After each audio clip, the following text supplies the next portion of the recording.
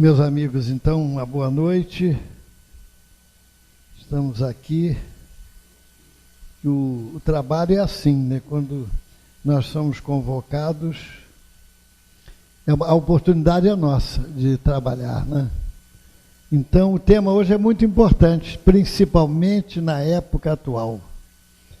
Causas atuais das aflições, justiça das aflições. E o que a gente mais vê e tem notícia são pessoas aflitas, pessoas que não aceitam a realidade, o cenário que a gente vive, o clima, mas nós não podemos duvidar do amor de Deus, da perfeição e da justiça. Nós precisamos nos considerar, sendo de um planeta de provas e expiações, eu diria que, em tese, nós somos alunos de um educandário feito para alunos repetentes, alunos rebeldes, alunos inconformados, alunos inadaptáveis para o estudo. Então, a gente imagina o clima, qual é, né, de encontrar um educandário dessa ordem, não é? Porque Emmanuel diz, não espere ser guindado a Saturno, a Júpiter, os planetas já acima das de regeneração, para servir, para trabalhar. A oportunidade, o desafio é justamente onde há necessidade. E nós, espíritas, nós temos conosco o bastão que devemos levar na frente do mundo como exemplo.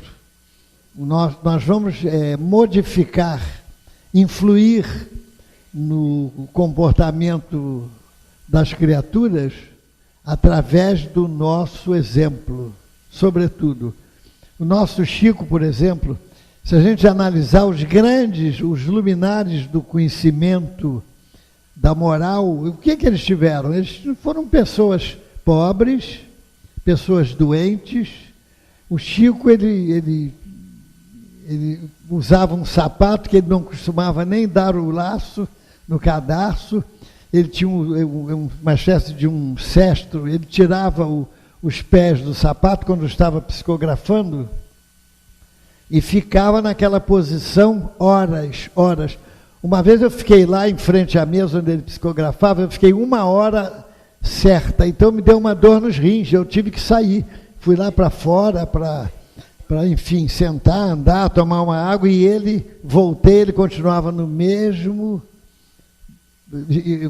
mesma posição, psicografando. E ele conseguiu iluminar o mundo praticamente com conhecimento espírita. Não tinha riqueza, não tinha seguranças, não tinha poder.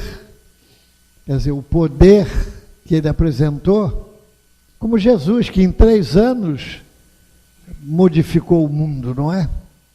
Então, esse é o grande desafio para os espíritas, porque existem aflições e aflições. Tem aflição que não serve, ao contrário, atrasa. É aquela que nós amontoamos nos nossos ombros. E tem aflições que são boas. São aquelas que Jesus falou: bem-aventurados os aflitos, porque serão consolados. Por que Jesus teria chamado o Consolador o Espiritismo de Consolador?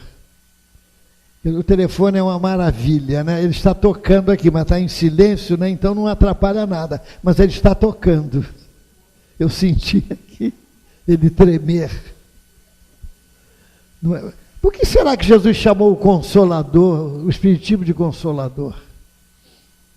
Quem é que precisa de consolação? É quem está desconsolado. Ele sabia que o homem ia sofrer. Por que o homem ia sofrer? porque ele ia se afastar dos seus ensinamentos. E afastando dos seus ensinamentos, ele ia atrair para si sobrecargas desnecessárias. É igual aquele médium que é médium e não aceita a mediunidade. Um dia um rapaz chegou para o Chico e falou: Chico, me dá um remédio, eu quero sustar a mediunidade, eu não quero ser médium. Quer dizer, ele pediu antes de nascer para ser médium, uma ferramenta. E depois da carne, né, a gente está cristalizado nas inclinações, nos exemplos de milênios, aquilo incomodava ele. Então, quando ele saiu, o Chico falou para um amigo: olha, se alguém descobrir um antídoto para anular, para caçar a mediunidade, vai ficar mais rico do que o tio Patinhas. O Chico falou, e é verdade. Porque mediunidade quer dizer, entre outras coisas, compromisso. Compromisso firmado antes do renascimento. Bom, então o Espiritismo aprofunda o conceito das palavras de Jesus sobre as bem-aventuranças. Quer dizer, porque Jesus, quando considera os que choram, sentem fome, os sequiosos de justiça, todos aqueles que sofrem serão consolados. Mas, como nós falamos, nem toda aflição será consolada. Jesus sabia, como nós falamos, que os homens iam sofrer aquilo tudo. E Emmanuel, no livro Instrumentos do Tempo, falando sobre aflições, ele disse: na verdade existem, aspas, aflitos, fecha aspas, de todos os matizes. Existem aqueles que se contrariam com a prosperidade do próximo. A pessoa fica inconformada se o vizinho comprou um carro acima do carro que o marido dela ou ela possui, aquilo é uma espécie de inconformação para ela. Quer dizer, ela gera para si uma aflição que não é uma aflição que Jesus disse, né? Tem outros que se contrariam por não poder ultrapassar aquelas pessoas. Eu conheci um rapaz, ele era espírita, e ele tirava férias no mesmo mês do ano, janeiro. Quer dizer, ele tinha uma vida sistemática. E num ano, o chefe dele colocou as férias dele para fevereiro. Ele entrou em depressão, porque ele queria as férias em janeiro. Ele era espírita. Então é igual aquela. Tem gente que é escrava da rotina. Emmanuel falou que a rotina é a ferrugem das ideias. Então, a moça era funcionária pública na época, então ela não se permitia mudar a sua rotina. Uma vez fizeram uma festa na repartição, e que terminaria às 11 horas da noite, ela, não vou ficar porque eu durmo às 10 horas da noite. Se eu não dormir às 10, eu acordo com dor de cabeça, no dia seguinte não vai prestar para mim. Ela usava um uniforme, saia azul marinho e blusa branca. O máximo que ela se permitia era usar blusa azul marinho e saia branca. Alteraram coisa, né? Um dia convidaram ela para a praia, ela era branca, igual a cera, vela, né? Convidaram ela para ir à praia, ela disse, não vou à praia, só irei quando aposentar-me. Só que ela não foi à praia, porque antes de se aposentar, ela desencarnou. Então, a rotina, ela ficou presa à rotina. Antônio Vieira disse que não há inveja maior na terra do que ser o melhor. Se um delito causa padecimento, uma virtude causa inveja. Antônio Vieira, lá para trás, no século XV, XVI, ele já falou isso, né? Ele conhecia. Então, Emmanuel, voltando a Emmanuel, há infinitos gêneros de aflição no vasto caminho da vida. E por isso, nem todos os aflitos podem ser aquinhoados com a glória da bem-aventurança. A palavra do Cristo, continua Emmanuel, se dirige àqueles que fizeram da dor um instrumento para a elevação de si mesmo. Acautela-te se conservas alguma aflição particular. A angústia, muitas vezes, pode ser antecâmara do desequilíbrio. Na hora do sofrimento, o grito de rebeldia é o fogo com que se queima a bênção que o céu envia, disse Pedro Silva. E Lauro Pinheiro já disse de outra forma: o céu conta com 2 ralos para limpar o destino.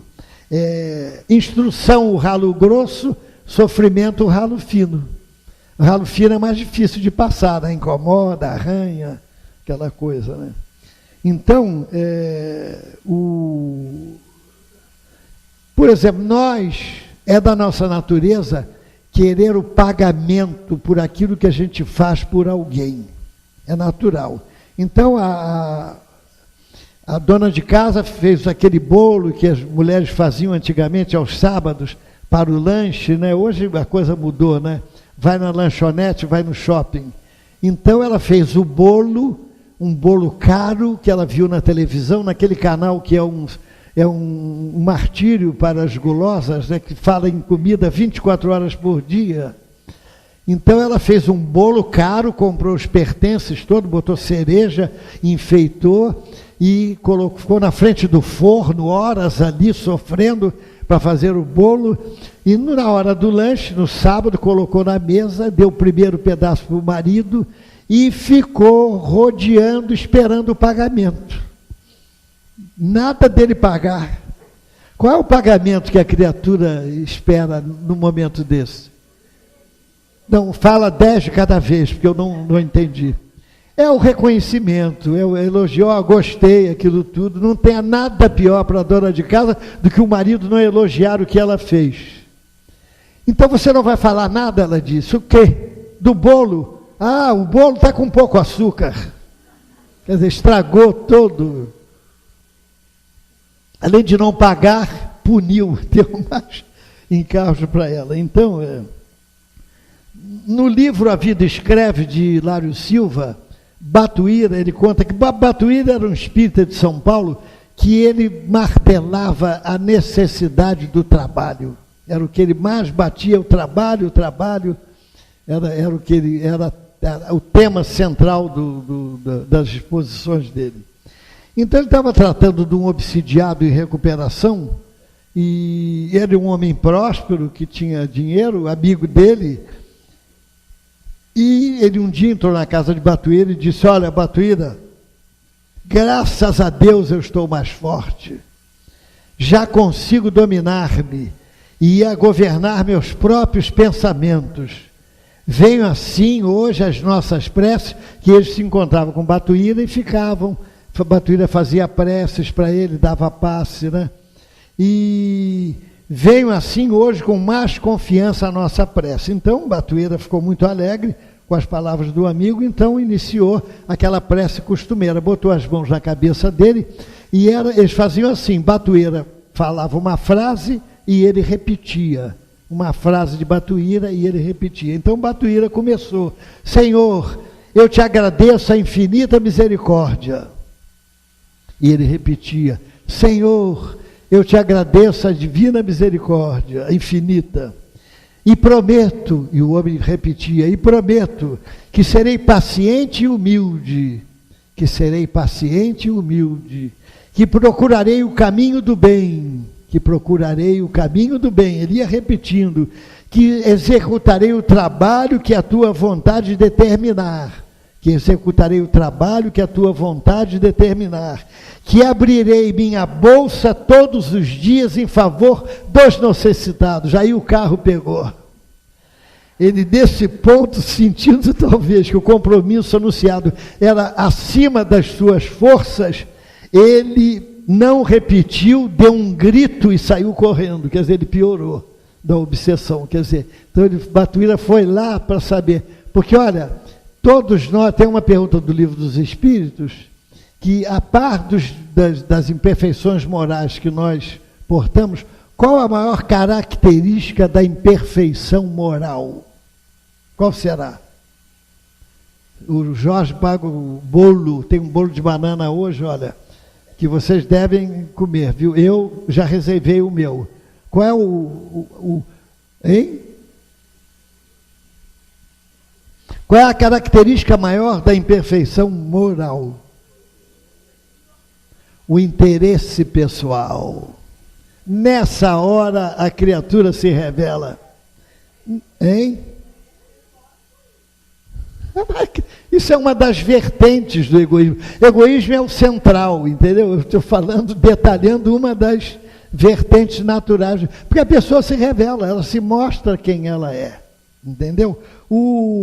A coisa é séria. O Chico contou. Tinha um espírita aqui do Rio de Janeiro que ele trabalhava num banco e um colega fez um pequeno desfalque na agência e todos os colegas queriam executá-lo, queriam enforcar o homem, entregar para a justiça, a polícia, e ele, o espírita, estava defendendo o homem. Não, pode ser obsessão, vamos orar por ele, afinal de contas, é caridoso, aquilo tudo. Aí o contínuo veio e disse: seu fulano, aquele que estava defendendo o espírito, olha, o fulano levou o seu paletó novo que o senhor deixou na cadeira. Ele, sem vergonha, cadeia para ele. Quer dizer, na hora que ele se viu tocado no seu interesse pessoal, ele botou para fora quem realmente ele era. Então a justiça somente, está no Evangelho agora, somente na vida futura podem efetivar-se compensações que Jesus promete aos aflitos da terra. Sem a certeza do futuro, estas máximas seriam um contrassenso. Mas ainda seria um engodo. Portanto, a aflição, longe de ser uma injustiça, é, na verdade, o efeito doloroso de uma causa injusta. Então, olha, basta a gente observar as nossas tendências inatas, para ver onde está a nossa aflição extemporânea, que não tem nada a ver com a aflição boa que Jesus falou. A cólera, a insatisfação, o ciúme, a inclinação para a crítica, quanto mais, a indelicadeza, a preguiça e a negligência. São os canais onde nós vamos materializar as nossas aflições excedentes, que não fazem parte da nossa economia espiritual. Ou melhor, não deveriam fazer parte, né? André Luiz, no livro Vivendo o Evangelho, no volume 1, comentando o tema, ele disse: renove-se, pois, enquanto é tempo, para que a lei de causa e efeito, mais adiante, não lhe cobre da consciência o resgate da dívida com os custos da aflição. Então, Kardec, já voltando ao Evangelho, ele ensina que a origem dos males terrestres, que muitos são consequência natural do caráter e do proceder dos que os suportam. Porque as aflições atuais são muito maiores do que as aflições anteriores na encarnação. Porque nós amontoamos aflições que não estavam no programa.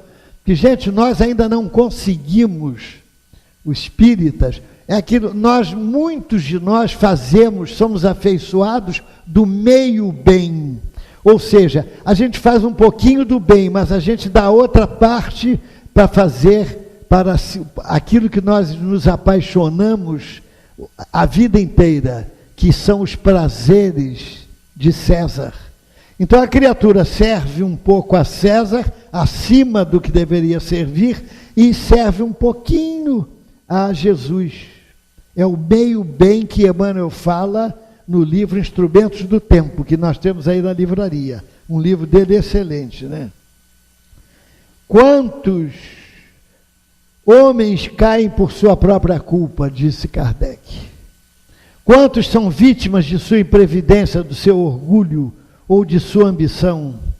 Quantos se arruinam por falta de ordem, de perseverança, pelo mal proceder ou por não terem sabido limitar seus desejos?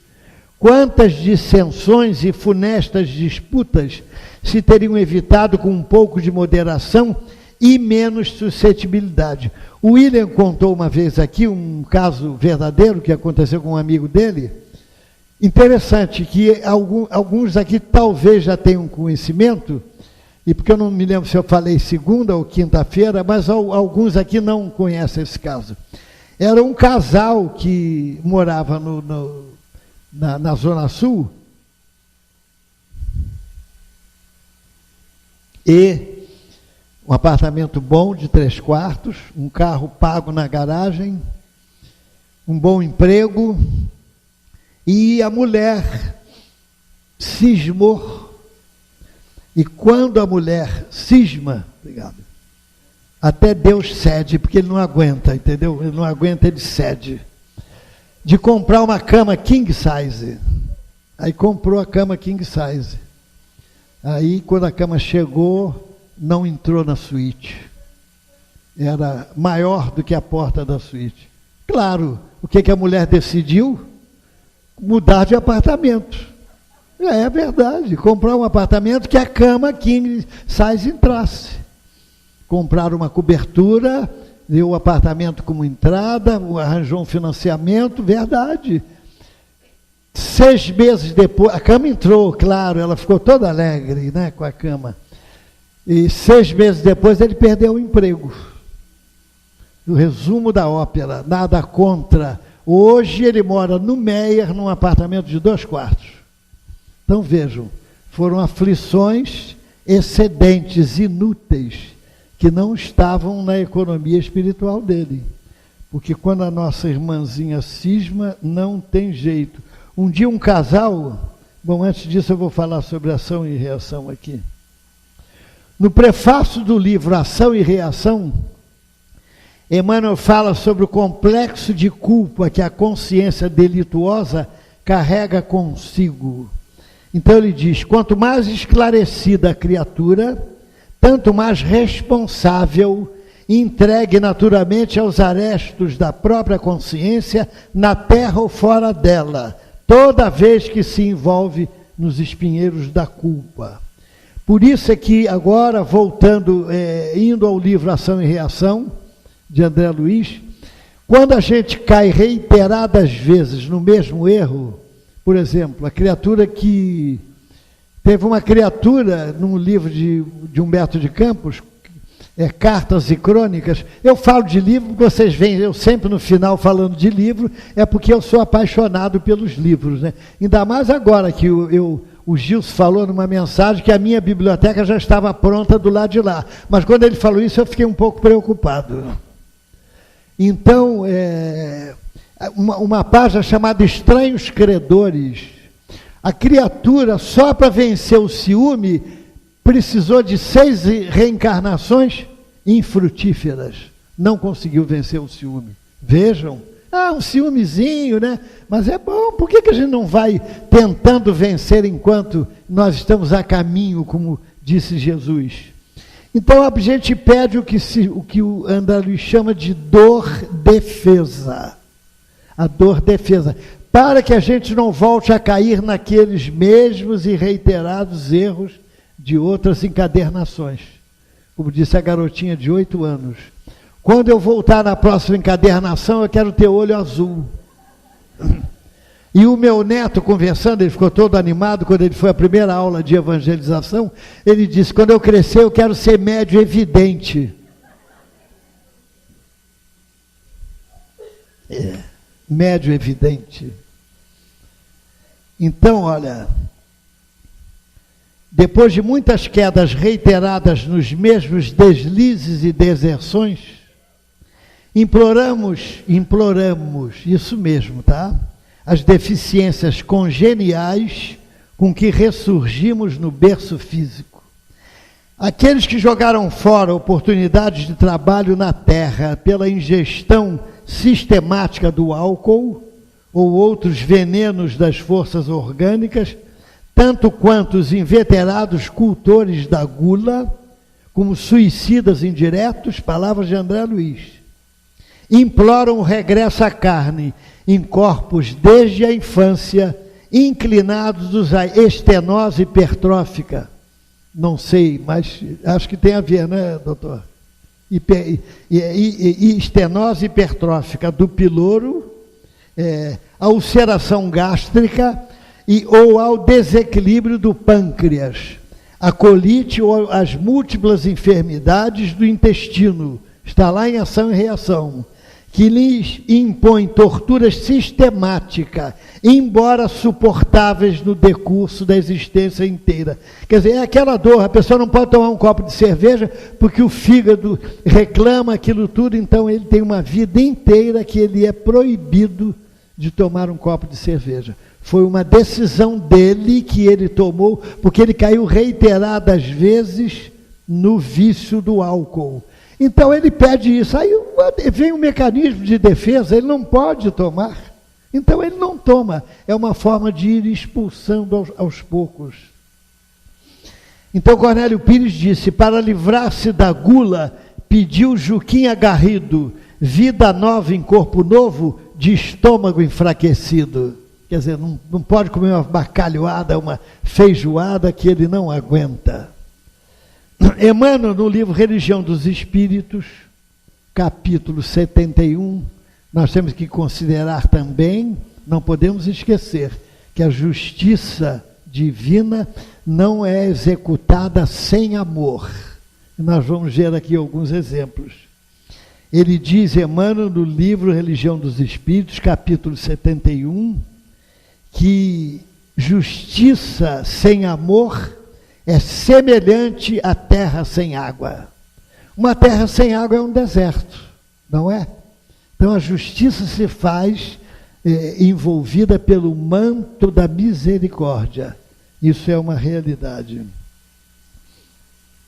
André Luiz disse que a alma renasce no equipamento físico, transportando consigo as próprias falhas, a se lhe refletirem na veste carnal, como zonas favoráveis à eclosão de determinadas moléstias. Todos nós temos um ponto fraco em qualquer lugar do nosso corpo que um dia ele vai eclodir, seja para colocar a gente na cama, seja para a gente desencarnar, oferecendo campo propício ao desenvolvimento de vírus, bacilos e bactérias inúmeros, capazes de conduzi-lo aos mais graves padecimentos, de acordo com os débitos que haja contraído. Mas aí entra o amor. Nós podemos criar anticorpos a mais do que normalmente temos, se nós tomarmos algumas decisões. Há todas essas decisões que todos nós aqui podemos tomar e exercê-las. Vamos ver quais são. Então, como a lei de Deus é lei de amor, não é lei de punição, não é? Então, o organismo carrega consigo as faculdades de criar no próprio cosmo orgânico, o espírito, melhor dizendo, todas as espécies de anticorpos, imunizando-se contra as vicissitudes carnais, faculdades essas que podem ampliar consideravelmente. Como é que a gente amplia esses anticorpos? A gente pode ampliar como? Pela oração, pelas disciplinas retificadoras, a que se afeiçoa, pela resistência mental ou pelo serviço ao próximo, com que atrai preciosos recursos em seu favor. Quer dizer, e completa André Luiz, não podemos esquecer que o bem é o verdadeiro antídoto do mal.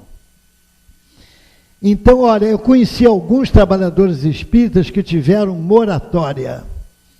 O Jerônimo, o médico, disse para ele, sua vida está por um fio. Aí ele foi ao Uberaba se despedir do Chico, né?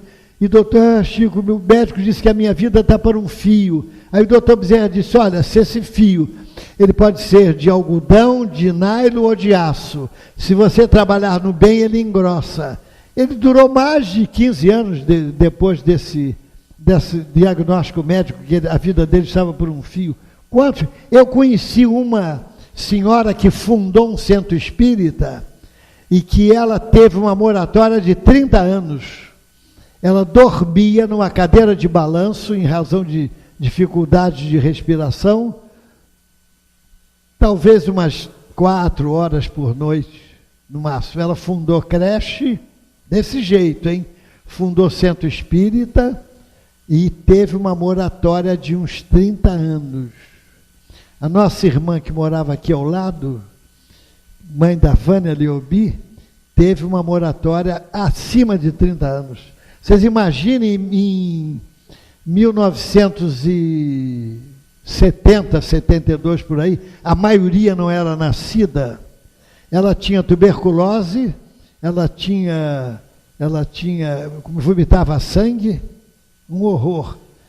E viveu 30 anos mais. Ela trazia o radinho dela, botava aqui, dava o espaço da casa dela para aulas de evangelização, e com isso vinha, trazia, ajudava lá no médico por iniciativa dela. Então, gente, fazia o que podia fazer, o que estava ao seu alcance. Conseguiu uma moratória de mais de 30 anos. Porque você vê, você tem hemoptise, tem tuberculose, abaixo da década de 70, e viver mais 30 anos, só pode ser moratória, só pode ser bênção de Deus.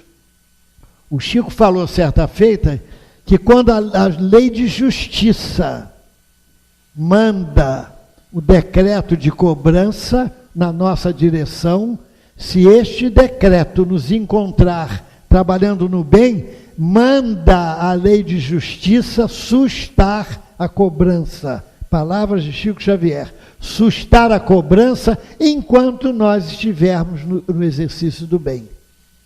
E quando a gente não puder mais fazer o bem, por uma razão ou outra, os nossos advogados de defesa vão pegar a soma dos muito obrigados que nós recebemos, colocar embaixo do braço e nos defender no Tribunal da Justiça Divina. Então, gente, quem é que não pode fazer alguma coisa que a resposta seja muito obrigado?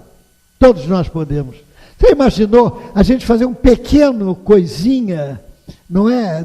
Deixar uma senhora passar na nossa frente, enfim, fazer uma gentileza e, em consequência, receber um muito obrigado? Se for um muito obrigado por dia, são 365 por ano. Em 10 anos, quantos são? 3.000, né? 675. E por aí afora. E se a gente aumentar, ficarmos animados e aumentar essa prática de receber muito obrigado, só a contabilidade divina é que vai contabilizar quantos muito obrigados nós recebemos. E André Luiz continua, né? Ó, tem paciência que está terminando, viu? Já daqui a pouquinho a gente termina. Aí o infarte, André Luiz, a trombose, a hemiplegia, o câncer penosamente suportado, a senilidade prematura e outras calamidades da vida orgânica constituem, por vezes, dores auxílio. Vamos gravar. Dores auxílio.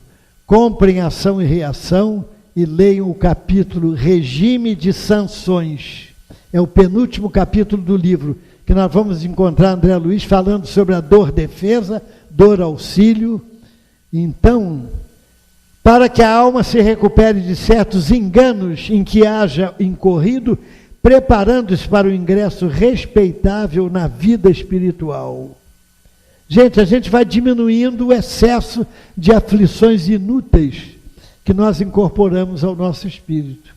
Vamos dar 2 exemplos aqui, que a maioria já ouviu, da Célia Diniz, aquela que teve aqui, que fez o seminário, né? A mãe dela teve uma alergia e foi tratada, ficou com ulcerações, ficou com manchas vermelhas no corpo quase todo, até que os remédios e os passes curaram, mas ficou com uma mancha vermelha na testa, que não teve como ser retirada. Ela perguntou ao Chico por quê, o Chico disse: não, minha filha, isso aí é para quando você se olhar no espelho e não há nada mais que a mulher faça repetidamente do que se olhar no espelho, para que você se lembrar que você preferiu o trabalho à lepra. Olha só, ela pediu para nascer com hanseníase, mas os benfeitores analisando o seu lado emocional, a sua ficha, as suas inclinações nocivas, as suas mazelas, concluíram que se ela viesse com hanseníase, ela praticamente iria perder uma encarnação. Então, não, você não vai nascer com hanseníase. Você vai nascer e trabalhar, vai ser espírita. Então a Célia dizia que todo sábado e domingo ela saía para trabalhar no centro espírita que ela frequentava. Então, gente, olha só como funciona, em vez da lepra, em vez da doença, o trabalho. Ela não suportaria a lepra, disse o Chico. E o irmão da Célia, também é outro exemplo marcante, pediu para nascer cego. Os benfeitores concluíram que ele não iria suportar a cegueira. Então, um dia ele é menino ainda brincando com uns estiletes de ferro, aquilo tudo, uma farpa soltou e feriu a sua vista. Ele perdeu a visão de uma das vistas. E o Chico então disse: apanha aquele retrato que vocês fizeram. Ninguém sabia que o Chico sabia desse retrato, que vocês fizeram do fulano há uns tempos atrás. E apanharam. Aí o Chico mandou olhar a vista danificada. Estava no retrato uma mancha branca, assinalando onde ele seria punido nessa encarnação, antes de acontecer o problema. Então, é isso, gente. Então, é preferível a gente pedir o trabalho do jeito que pode fazer. Eu conheci Leda Amaral. Leda Amaral foi Miss Guanabara, daquela época que a gente via televisão Tupi, e não tinha muita coisa para fazer. Então, a Miss Brasil, né, todo mundo ficava em frente da televisão, né, assistindo aquelas lindas moças, né, se desfilando. E ela foi Miss Guanabara. Eu a conheci leprosa, toda, o físico todo machucado, os olhos esbugalhados, as mãos retorcidas, os pés também retorcidos, e ela ficava ao telefone, era espírita, o dia inteiro, consolando mulheres ricas, belas, famosas às vezes, e que se diziam infelizes, pedindo que ela orasse por elas, porque eram criaturas infelizes. Ficava o dia inteiro com o telefone, era a forma dela ajudar. Eu conheci um médico que teve uma doença que, na escala da intensidade de dor, me parece que é a segunda doença, e ele estava paralítico na cama, quando um outro médico amigo disse: olha, eu vou trazer um médico, meu amigo. Esse médico ia trazer, o médico era espírita, igual a esse amigo que estava na cama, para que você o aconselhe, porque ele sabe, eu disse para ele, que você tem esta doença, e eu quero que ele veja a sua serenidade. Então o nosso amigo orou, pedindo a Jesus, quando eles estavam entrando no portão, ele morava no Rocha, e que o inspirasse para que ele pudesse efetivamente atender ao rapaz, porque ele estava com mania de suicídio, o rapaz que ia ser levado lá. Quando o rapaz entrou na casa dele, ele estava sofrendo a mais severa crise daquela doente. Eu não sei se era tabes dorsalis, me parece que era uma doença que a dor é demais. E aí ele viu que ele, em lágrimas, sorria para ele e falava palavras consoladoras. No auge daquela crise, ele disse: não, tem que ter alguma coisa por trás para dar a ele recursos, energias para suportar com serenidade essa dor. Então o rapaz não se suicidou, se tornou espírita e tocou a sua vida. Então, meus amigos, é isso que acontece com a gente. Quantas, Emmanuel fala sobre quantos casamentos infelizes, Emmanuel não, Kardec, na causas atuais das aflições, quantos casamentos infelizes, porque resultaram de um cálculo de interesse, ou de vaidade, nas quais o coração não tomou parte alguma. Porque hoje o casamento, o pessoal é que fala, eu não sou eu, dizem que o casamento hoje é descartável depois de 2 anos, né? Porque tem solteiro que o sonho dele é casar, e tem casado que o sonho dele é descasar para casar novamente, né? Então, é como disse Juvenal Galeno, casamento é sofrimento, comenta a boca do povo, mas quando voltar à terra eu quero casar de novo. Então, por que a pessoa em 2 anos por aí vem a decepção e a pessoa descasa? Sabe por quê, gente? Porque a criatura casa com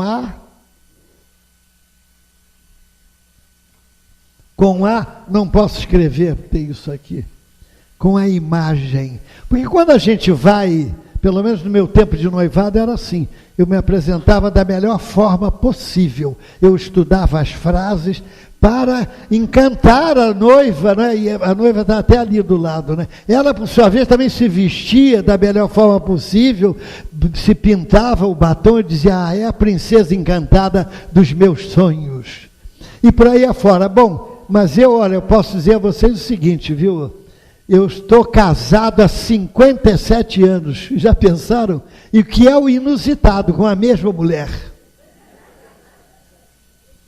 Com a mesma mulher. Bom, então por que é descartável com 2 anos? Porque a pessoa casa com a imagem, casa. E quando a gente vai viver em comum, a gente deixa aflorar o quê? As nossas imperfeições, as nossas manias, não é? Os nossos achaques. E aí a coisa vai complicando, como disse o poeta Noel de Carvalho, sofri em toda a existência, lutei declive a declive. Aquele relógio está atrasado. Lutei declive a declive, mas tempo de provação foi o melhor que já tive. Noel de Carvalho. E eu encerro contando a história de Rosa para vocês. Alguns já ouviram, mas alguns eu tenho certeza que não ouviram. Então vamos ouvir a história de Rosa.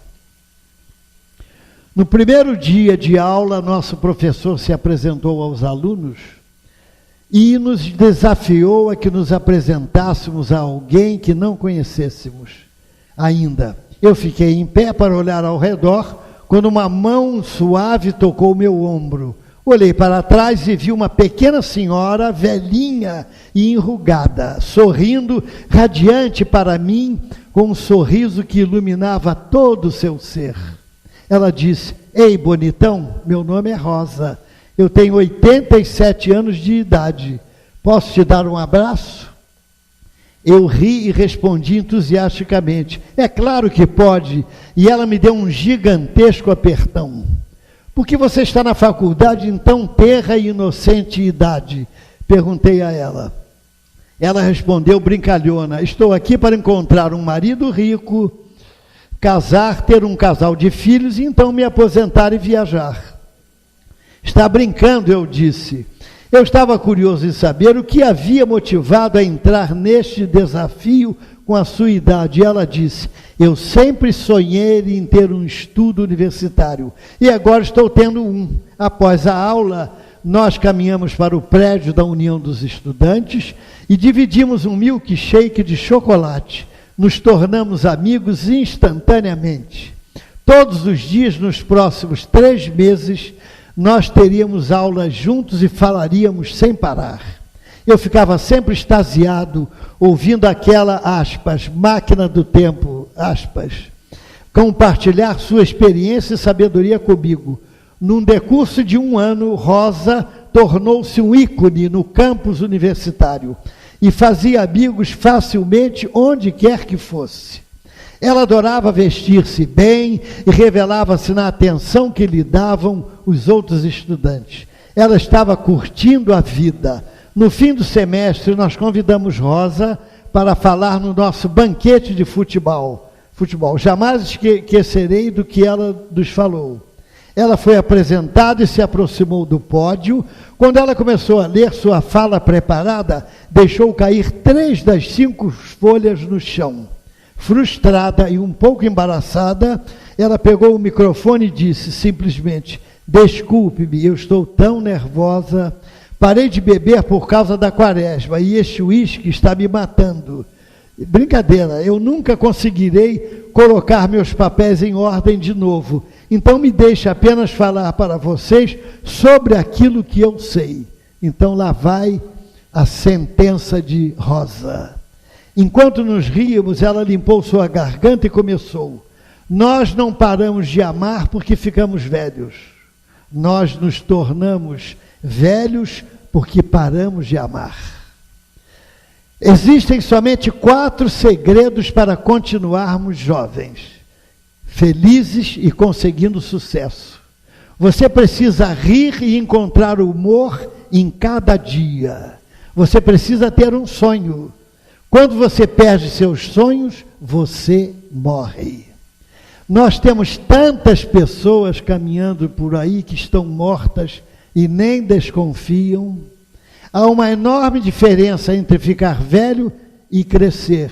Um parênteses, um filósofo indiano, Osho, ele dizia o seguinte, que a pessoa morre aos 20, muitas vezes, e é enterrada aos 80. Se você tem 19 anos de idade e ficar deitado na cama por um ano inteiro sem fazer nada de produtivo, você ficará com 20 anos. Se eu tenho 87 anos e ficar na cama por um ano e não fizer coisa alguma, eu ficarei com 88 anos. Qualquer um consegue ficar mais velho. Isso não exige talento nem habilidade. A ideia é crescer através de sempre encontrar oportunidade na novidade. Isto não precisa nenhum talento ou habilidade. A ideia é crescer sempre encontrando a oportunidade de mudar. Não tenha remorsos. Os velhos geralmente não se arrependem daquilo que fizeram, mas sim por aquelas coisas que deixaram de fazer. As únicas pessoas que têm medo da morte são aquelas que têm remorsos. Ela concluiu seu discurso cantando corajosamente a Rosa. Ela desafiou a cada um de nós a estudar poesia e viver em nossa vida diária. No fim do ano, Rosa terminou o último ano da faculdade, que começou há todos aqueles anos atrás. Uma semana depois da formatura, Rosa morreu tranquilamente em seu sono. Mais de 2.000 alunos da faculdade foram ao seu funeral, em tributo à maravilhosa mulher que ensinou, através do exemplo, que nunca é tarde demais para ser tudo aquilo que você pode provavelmente ser. Muito obrigado.